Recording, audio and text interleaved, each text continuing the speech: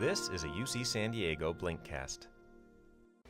Welcome everyone to the UCSD Learn at Lunch series.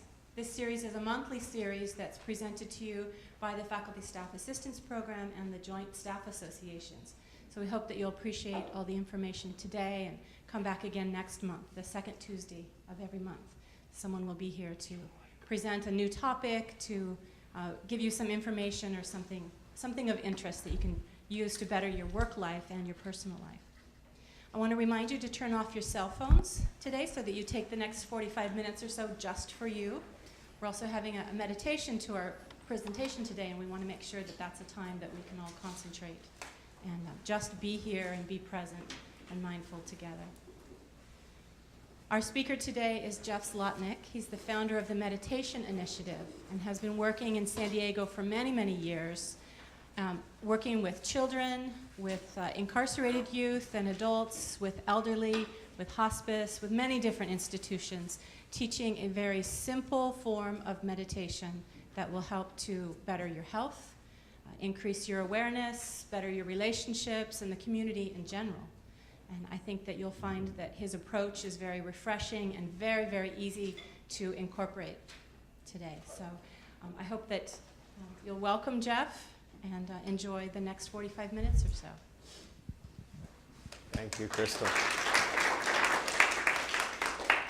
So hello, everyone.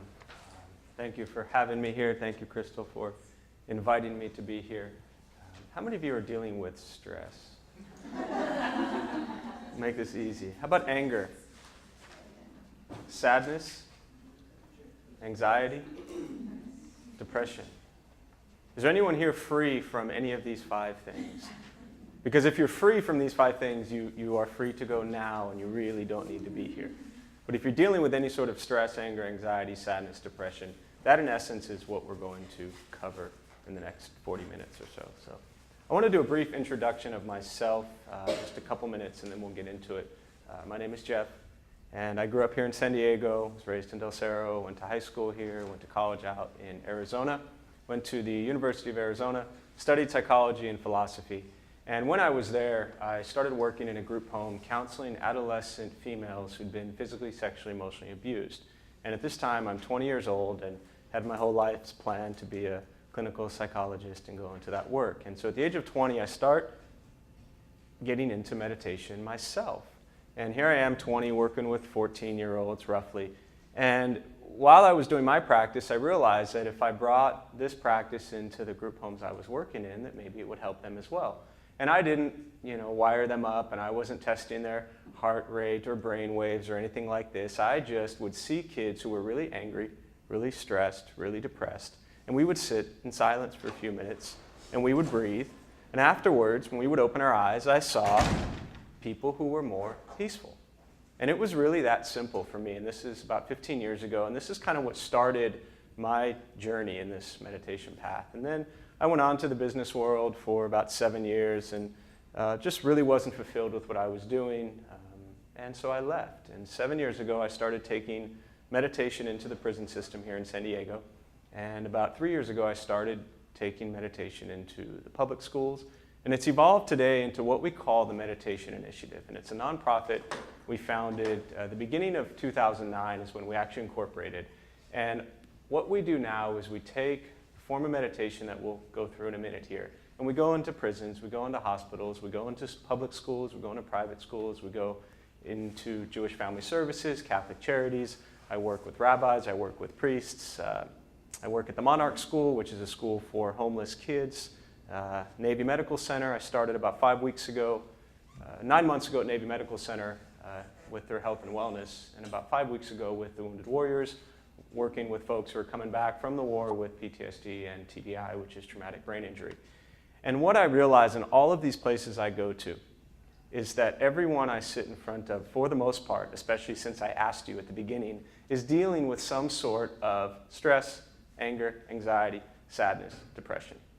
Now, I left the therapy world a long time ago, so it's not my job to open you up and figure out what is causing your stress, anger, anxiety, sadness, depression in your mind.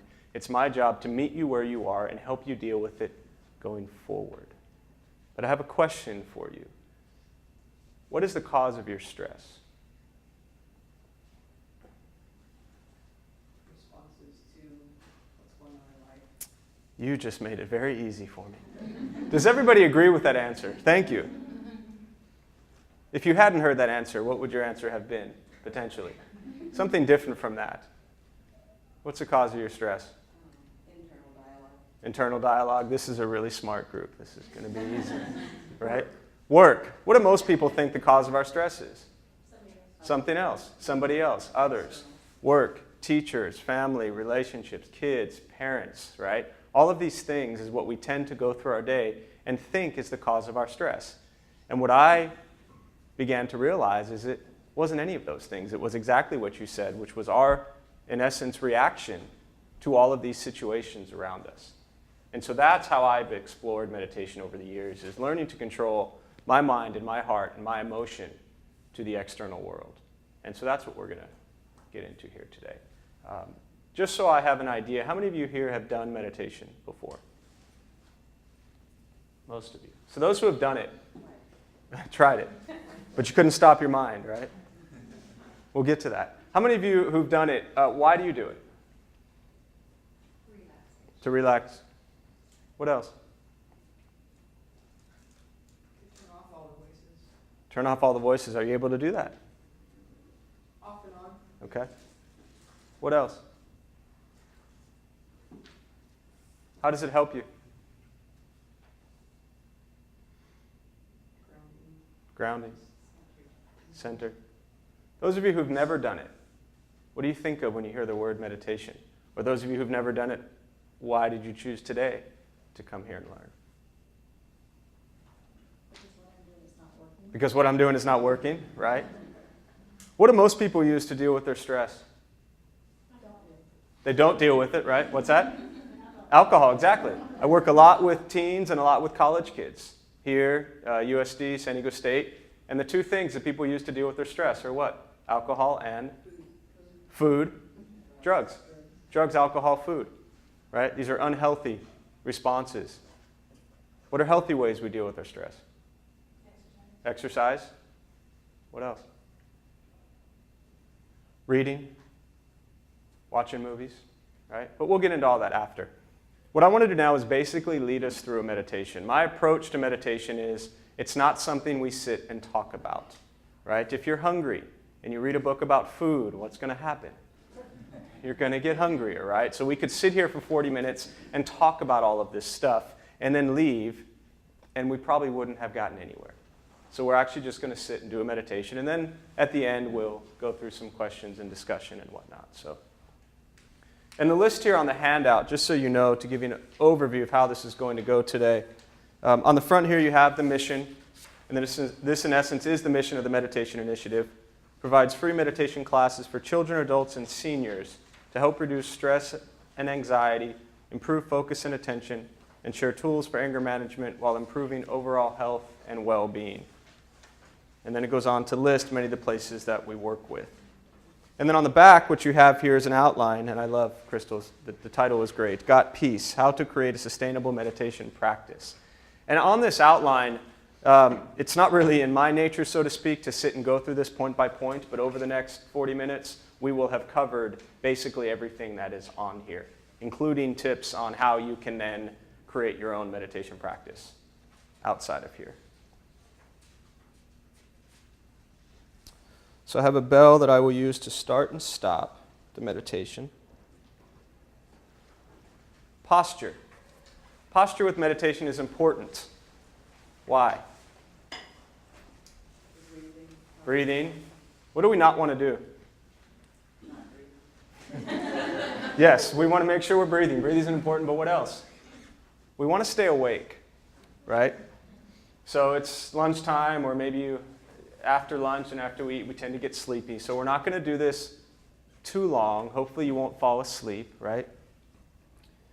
If you do fall asleep, try not to snore too loud and just sleep peacefully and quietly. Posture is important because we want to allow the oxygen to flow. And so when we tend to hunch over like this, our lungs shut off, oxygen tends to get a little less, and so we tend to get sleepy in our eyes, which we are going to close, we tend to fall asleep. So you want to, especially in these chairs, it helps if you almost slide to the front a little bit and push the stomach. I know we're always trying to suck the stomach in, but push your stomach out, and it allows the back to straighten just a little bit. You can take the hands and you can just rest them gently on the knees or in the lap, whatever is comfortable.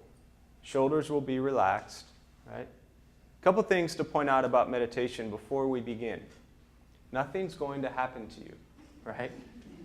You're not going to figure out all of life's problems in a few moments of silence. The mind that spins all day long thinking and thinking and thinking, it's not going to shut off, right? You're not going to float away. You're not going to have any mystical, magical experiences. If you came for that, I apologize. It's really going to be just sitting and breathing and attempting to stay focused on the breath. What's going to happen as soon as we begin is your mind, I don't know where it's going to jump to, but it's going to jump. It'll start in with questions and dialogue and these internal voices, as we say, thinking about the past and thinking about the future and thinking about what is this guy saying sitting here in front of me. And all of these questions start going on in our head. What we're attempting to do throughout this practice is recognize the wandering mind and come back to the breath.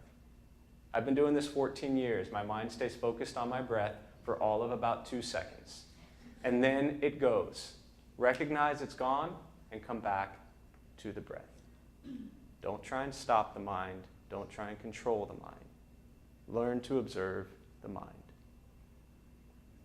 And we'll begin.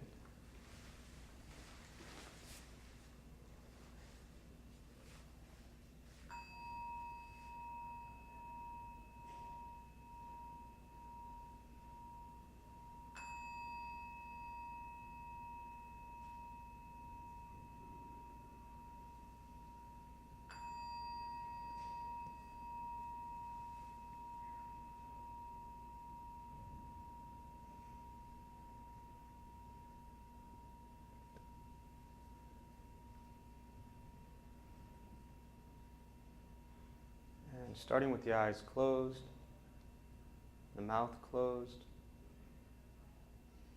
breathing in through the nose and back out.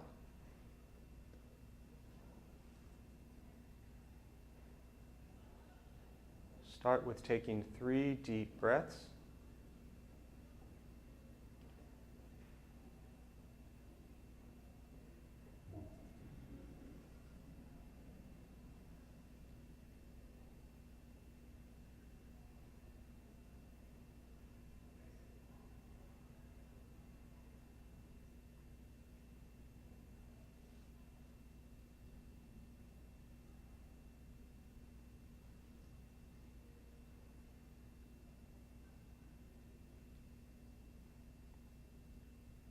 Taking a few more deep breaths, this time a little bit slower, beginning to follow sensation of each breath, feeling the breath from the stomach, up into the chest and lungs,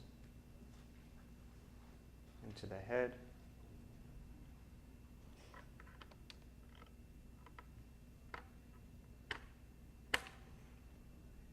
back down.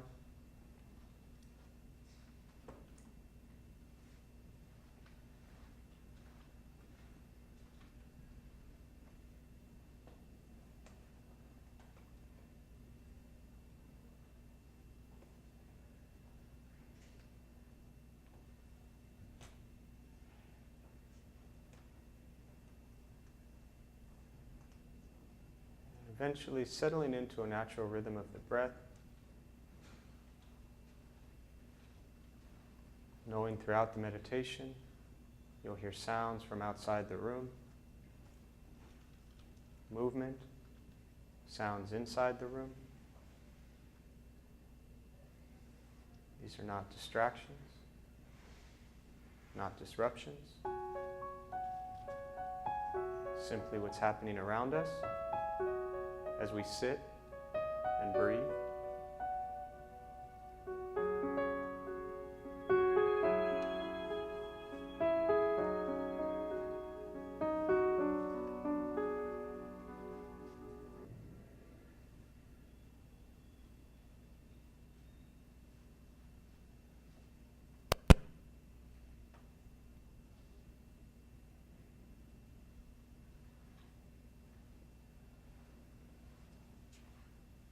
Start to notice the mind as it wanders,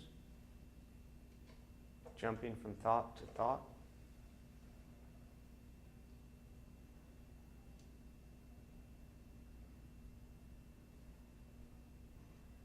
Recognize if your thoughts are in the past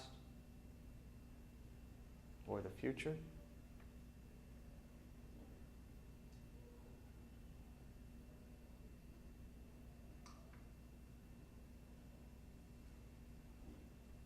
Releasing each thought, returning to sensation of breath.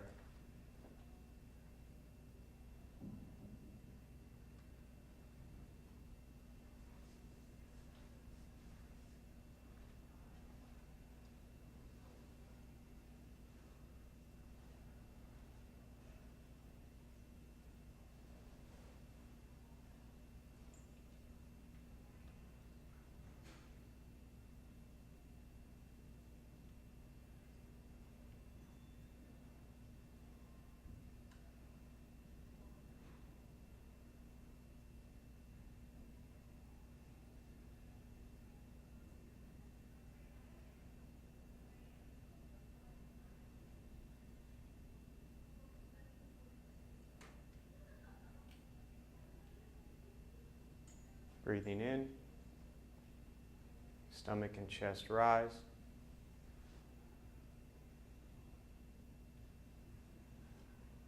Breathing out, they fall. Simply continuing this practice.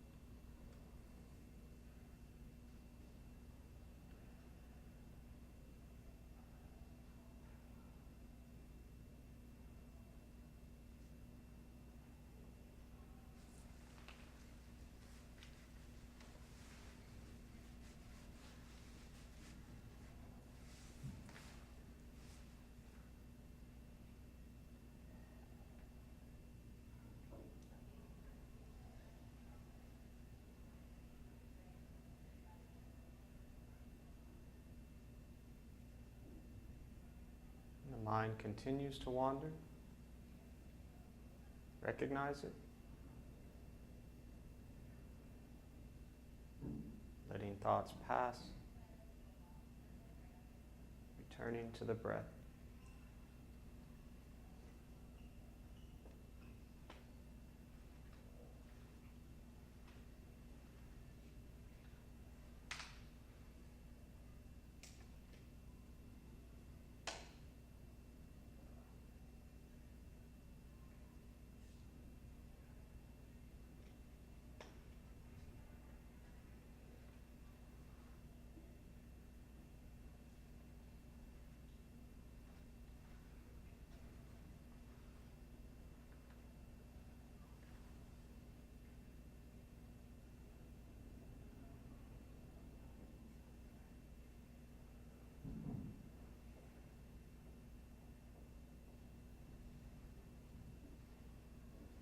Learning to be comfortable in stillness,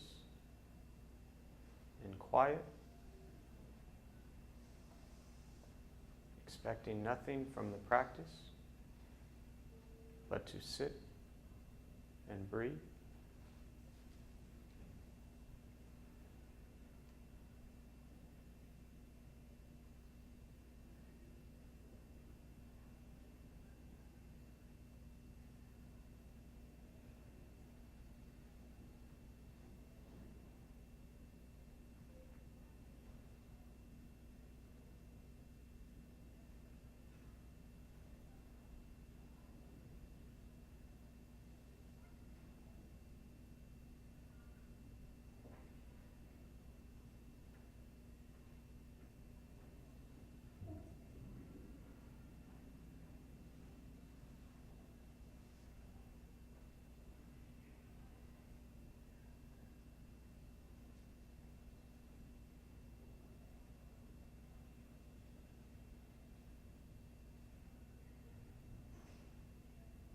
mind wanders, just as clouds floating by, so do the thoughts, letting them pass, returning to the breath.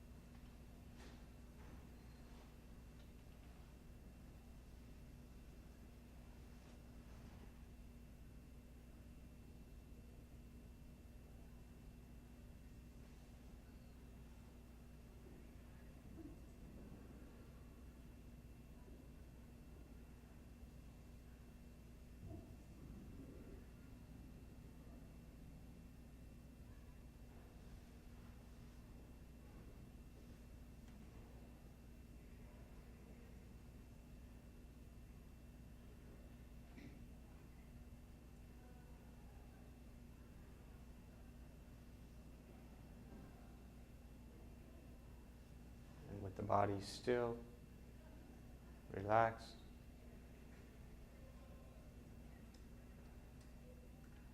the speech quiet, aware of all sounds,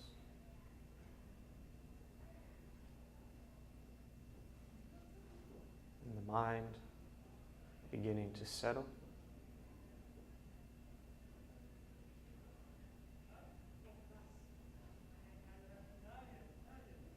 Know what it's like to just sit and breathe.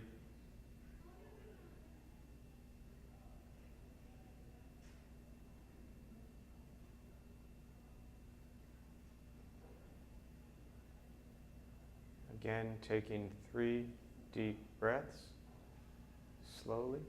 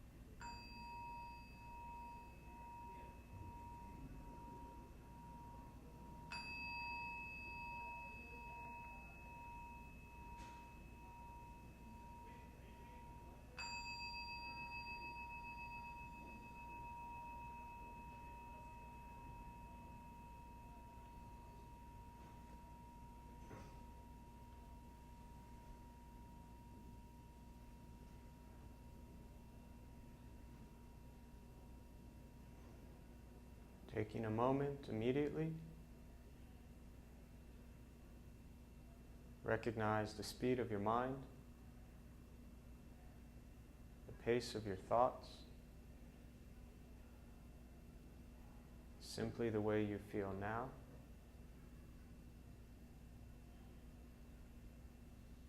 Realize the difference from when we began.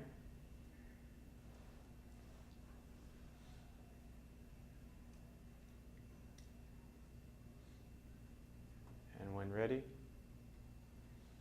slowly open the eyes.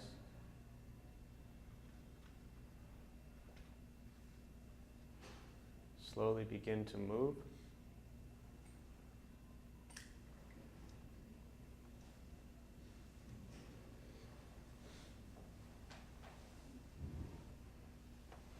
And the most important part and time for your meditation is right now. It's after. It's when you realize that any sort of quiet, any sort of stillness, centered, peace, whatever words people use to describe this feeling, most important, is to understand that it's not from anything I said, it's not from sitting up straight. Everybody loves the bell, but it's not from the sound of a bell. It's simply your own mind and your own mind's reaction to an external condition. And what we realize with a meditation practice is that all day long, stuff happens to us and we react to it. More stuff happens, more reactions. What we are working on with meditation is learning to respond to something peacefully, quietly. Because for most of us, it's something we don't do enough. And I know for me, what got me into this practice a long time ago was I realized it was a lot easier to control my mind and my emotional response to the world around me than it was to control the world around me. And once I stopped trying to control everything outside of me, the world got a lot better. And I don't know if anything really changed in the world other than my mind. And so I ask all of you, you don't need to answer this question, but if you were driving right now, this very second, and somebody cut you off, how would you respond? Would it really be that big of a deal? How would you have responded this morning, coming to school or to work? How will you respond later when you're driving home, stuck in traffic on the 5 or the 805, right? And recognize the difference is only one thing: the state of our mind.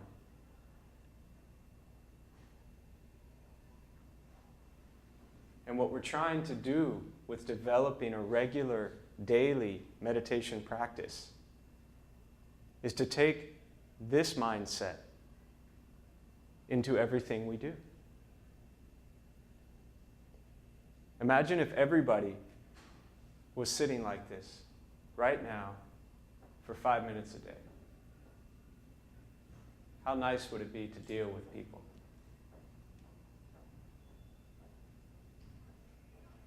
So before I continue, how does everybody feel right about now? Peaceful. What else? I can't hear you. Oh, relaxed. Unconcerned. Right? Now everything that you were concerned about, if I'd asked you, how do you all feel 35 minutes ago when we first sat down, what do you think the answers would have been? Tight? Concerned maybe? Now these things, using that example, you said unconcerned. The things that you were concerned about, have they changed? They're all still there. They're all still there. Right? This is the beauty of meditation and the important part to understand about meditation. It's not going to change anything that's going on around you immediately. It's going to change your perception of it, your reaction to it. And then when you approach these things that were concerns that you're now unconcerned about, the mindset dealing with these issues and these things and these concerns is a little gentler. It's a little easier. It's a little more clear. Right? Look at everybody you're sitting with. How do they look? Right?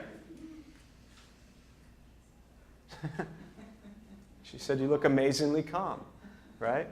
Now again, don't answer this question, but what would you have said about how everybody looked 35 minutes ago? But the reality is, that person looks exactly how they did then to now. It's no different. What is different? You. Why does she look amazingly calm? Because how do you feel? Amazingly calm. Now here's the next point. Who made you feel amazingly calm? Me. Not me. You. Right? Yes, you. Who are you with all day? Yourself. Do you feel calm all day? Why not? Because I make myself feel stressed. Right. Here's my pitch to everybody, right? And again, this is on that outline, I'm sure, somewhere. This meditation we did was all of about 12 minutes. The amount of time that we sit in meditation is not important, right? My guess is most of us here, myself included, probably waste 12 minutes a day, right? We all agree with that, right? How about 5 minutes a day? Do we waste 5 minutes a day? So here's my suggestion. My challenge, I think it's written on the outline as a 3-week challenge, is to do a meditation practice 5 minutes a day for 3 weeks. And recognize how you feel. The only reason you don't feel calm all day is because we're not allowing ourselves the time to feel calm. We have too much to do. I know that. Right? We have too much to do. We have to take 5 minutes each day and take care of the one thing that is at the foundation of everything we do. Our own mind. What's the hardest part about meditation? Starting. Just doing it, right? How many of you know where your toothbrush is? Everybody, right? Why? What's that? You put it back where, even where it's supposed to be. So the toothbrush has a place it's supposed to be. Why is it? I've asked this question a long time. That's the second best answer. The first was a college kid at San Diego State who actually pulled it out of his backpack and said, it's right here. And I was done. I had nothing else to say, right? But even where it's supposed to be, why do we know it's there? Routine, right? It's habit. Every single day. We wake up, we're not even awake yet. We wake up, we splash water on our face, we're trying to figure out what we're doing for the day, where's our coffee, I got to get the kids, I got to get to work, I got to get to school, there's a fire in your house, but you still stop and take 5 minutes to brush those teeth because it's a habit, right? Now, pretty gross graphic right now, but could you imagine going 3 weeks without brushing your teeth? The reason I point that out is if you went 3 weeks without brushing your teeth, who would really feel it? Who would really hate it? You're pointing to the person next to you, right? Oh, here. But it's the people around us, the people we speak to, right? And this is great because now everybody starts rubbing their teeth. I always love this, right? But what do you think, and who do you think we're really benefiting when we do a meditation practice? The people around us. Initially, it is for us, right? So we can relax, slow down, feel peaceful, feel calm. But how do you think your colleagues and family and parents and children and everybody around us would feel about us right now? Anyone here like dealing with somebody who's angry and stressed out? No. So I really try to drive home how important it is for you to take time. When something is new to us, right? Or we've done it. A lot of people here have done meditation. And you said when we were walking in, you said you've done it, you love it, you feel great when you do it, but it's hard to maintain. We have to make it just like the toothbrush that is where it's supposed to be. Set up a place, and what I encourage people to do is 3 times a day, right? 5 minutes in the morning, wake up, find a place at home, right? Not on the couch, not on your lazy boy, not even in bed. Get up, right? Find a peaceful, quiet place at home. If you have to walk outside, it doesn't matter. Create a space at home that you know when you see it. And in fact, create that space today. When you leave here today. You might not meditate today, but I want when you wake up tomorrow for for you to see that space that is where you're going to sit and do your meditation practice. Most people set that space up and they'll walk by it for weeks or months. That's great. At least you have seen it. You know, put that little chair, the pillow, a little flower, candle, whatever. Find a little peaceful place in your home, because that's where we spend a lot of our time. 5 minutes in the morning. Your day gets going. Noon, 2 o'clock, you're tired. Things have already happened to you. Maybe you're angry, you're feeling stress, right? Take 5 minutes again. Take a break. This is UCSD. This is a beautiful campus. Many of you who work here for a long time and are so angry and stressed out, you might not even stop to look at how beautiful it is here. I've been leading meditation for quite a while at UCSD Medical Center in Hillcrest, and I work with their clinical staff, their doctors, their nurses, and we meet on the 11th floor conference room. It's a conference room that they told me they would go into all the time and have the meetings that they absolutely hate, right? We started doing meditation there, week after week after week. One of the nurses came to me one day after meditation and said that during her day, every day when she feels angry or stressed, she goes to that room because she has been conditioned. It's just like Pavlov's dog. We have been conditioned, right? This is what we're doing. So she created that space for her. So noon, 2 o'clock, find a space that you go to. Not at your computer desk, not staring at your computer. Nighttime. How many of you have trouble sleeping? Right? For those of you who have difficulty sleeping, why? Why do you think it is? Mind doesn't shut off, right? What happens is, for most of us who try to sleep, we lay down, and our mind starts thinking about everything we did that day. What we didn't do, what we should have done, what we did right, what we did wrong, right? And if we even spend an hour and finally get through that whole list, where does it now jump to? Tomorrow. Uh-oh, what do I have to do tomorrow, right? Here's the idea with meditation. Let's talk about this in a practical sense. When we're in a good mood, where does it come from? Our thoughts. When we're in a bad mood, where does it come from? Our thoughts. What's wrong right now as we sit here? Anything wrong? Where are we? Where is our mind? It's present.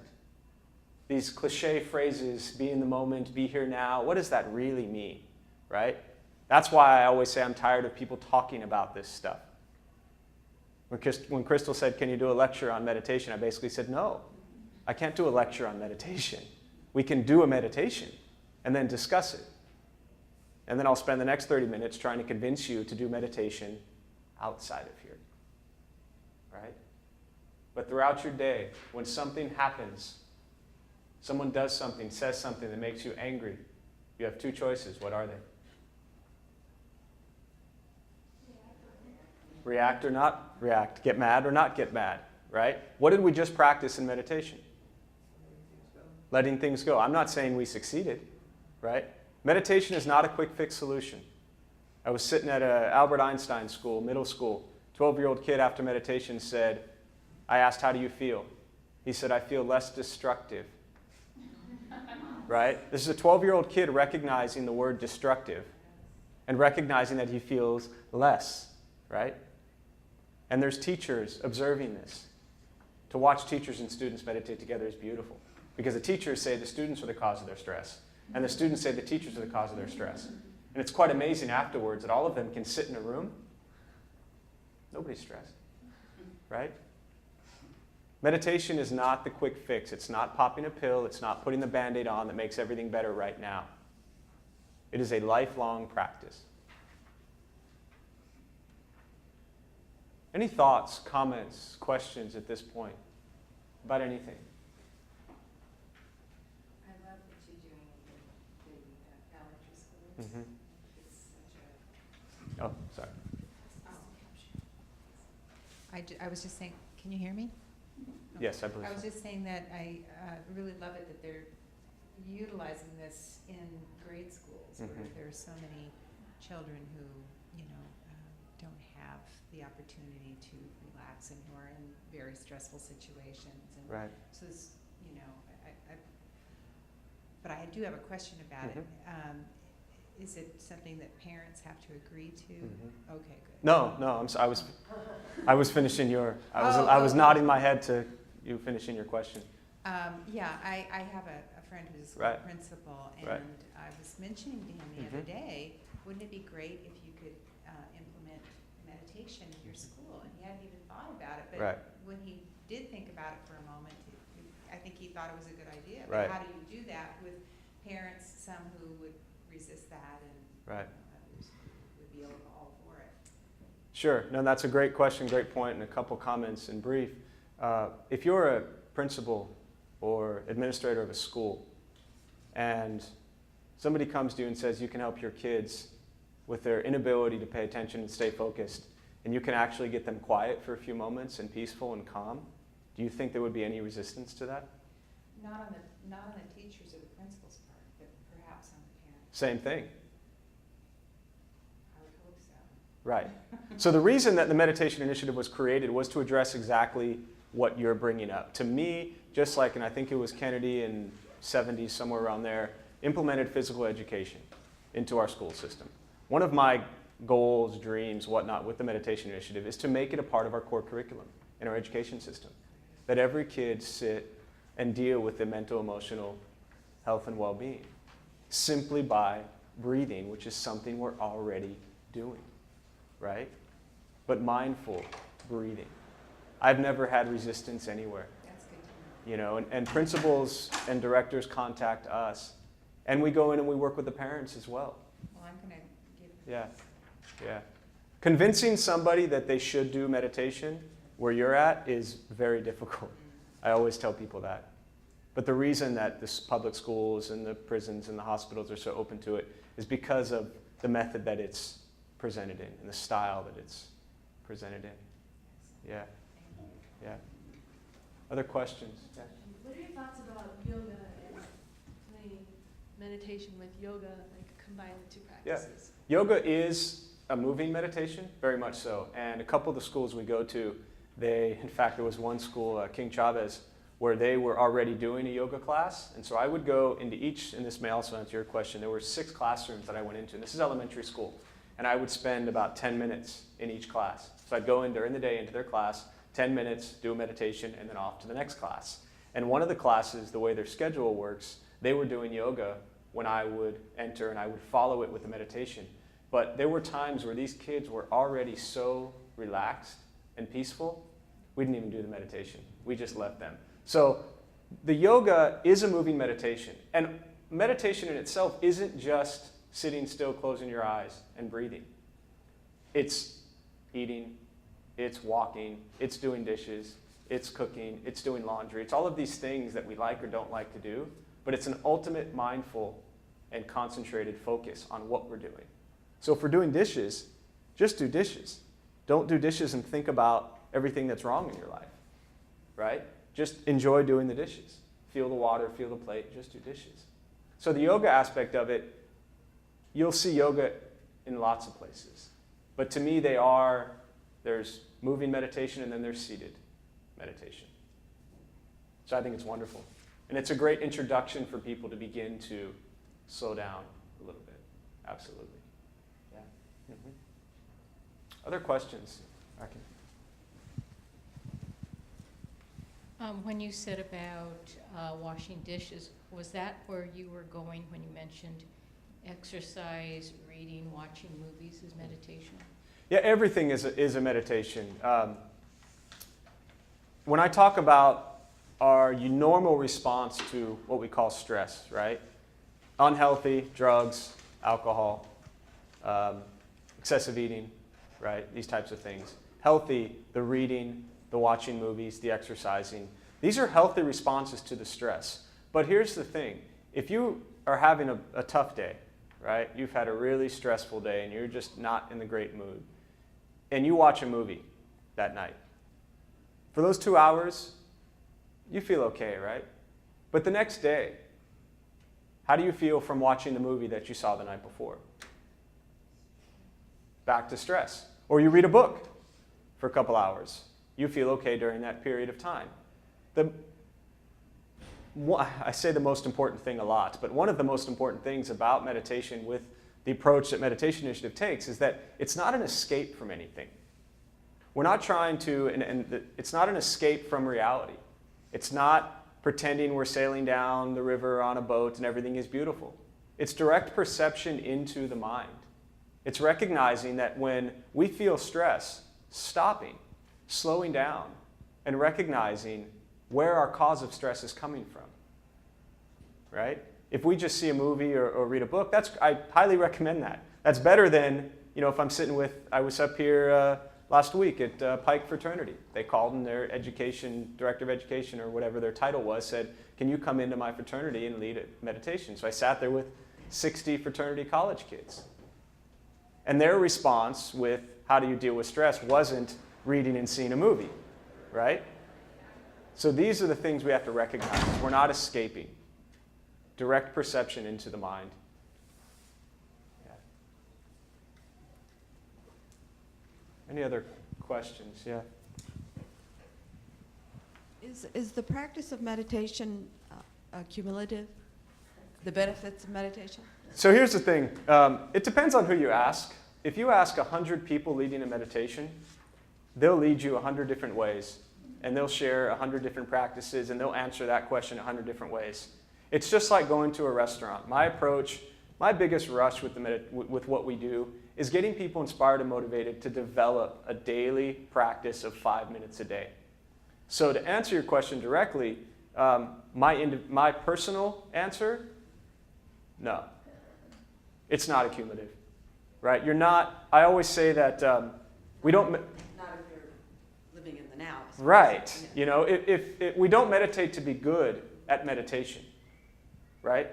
We're all pretty good at sitting and doing nothing. We've been doing that a long time, right? Now we're sitting and doing nothing, but we're being mindful, right? We meditate to be good. When that door opens now, right? That's the challenge. That whole world out there that we just walked through and we were all in, they didn't just finish their meditation. And nothing against them out there, but they don't really care that you're feeling peaceful and calm and quiet right now, right? And you can't walk up to them and say, excuse me, leave me alone, I just finished my meditation. That means your meditation isn't really helping you. When you begin to see benefits from meditation is when you can see all the madness and craziness around you and be at peace in it. And so we come back to practice. Practice, practice, practice. Sure, with time, you might be more comfortable sitting a little bit longer, or your back might not hurt as much, or, things like that start to settle in. But being in the moment is being in the moment. Yeah, but it's a good question. We have a couple more minutes as I wrap up. Any other, just due to time, any other questions? Jeff, I wonder if you'd address it. Is meditation a religious practice? Right. You could ask the rabbi I work with or the priest I work with what they think to that, but my approach to meditation is very simply prison. Prison is a very religious place, right? I've been going into prisons for 7 years, and I see lots of people holding the Bible in prison, right? We do meditate, and actually AA, Alcoholics Anonymous, I do a lot of work through Meditation Initiative with AA and NA, and one step, the 11th step, is prayer and meditation. And there's a group home in La Jolla we work with, young men who are in recovery. And when we started working there, what they realized is they have this 11th step of prayer and meditation. But they didn't know what the difference was between prayer and meditation. A lot of people think they're the same thing, so they mesh them together. My approach, and the approach with the Meditation Initiative, is whatever religion you come from, whoever you answer to, whoever you bow to, whoever your creator, whoever your maker is, that's up to you. But the example I give in prison a lot, where they've just come from Bible class and now we're going into a meditation, for example, is if you're going to pray to whoever you're going to pray to, pay attention. Be peaceful. Be calm. Because if you're praying for guidance or for help, but you're really thinking about the pizza you'd rather be eating right now, whoever you're praying to and whoever you believe in is probably going to know. So you'll find meditation in all religions, right? For the most part. But again, that's the reason Meditation Initiative has been so successful at going into the schools and in the public forum, because I don't go anywhere near that. All the words, even the yoga words, now I won't even say them here, but even the words that we say in yoga, there's nothing wrong with them. But the little public school kid who runs home and says, Mom, Dad, guess what word I learned today at school? Through the yoga class, right? Again, none of these are beautiful words, but they're not necessary. So I keep religion, spirituality over here, This is health and well-being, you know? Every building I go to, it's for health and wellness. Yeah.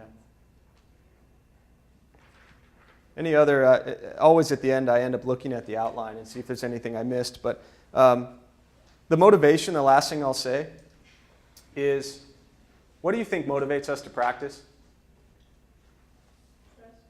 Right. The recognition that we are stressed and we're tired of it. Nobody enjoys living in stress, right? So we must finally say to ourselves, I'm tired of living this way, and I'm going to start taking care of myself. This is the motivation, right? We have to motivate ourselves. Make it easy, though. And the last thing I'll say about meditation is, don't pay for it. Everything we do with the Meditation Initiative is free, right? We don't want your money. We want you to be peaceful and influence other people to be peaceful, right? We don't tell you it's free, but then suggest you make a donation, right? We go into places and we do meditation. It's free. It's your own mind. It's your own madness. It's your own peace. Just sit and be still. That's really what we want. And the best way to get others to sit and be still is how? Being an example. Sit and be still.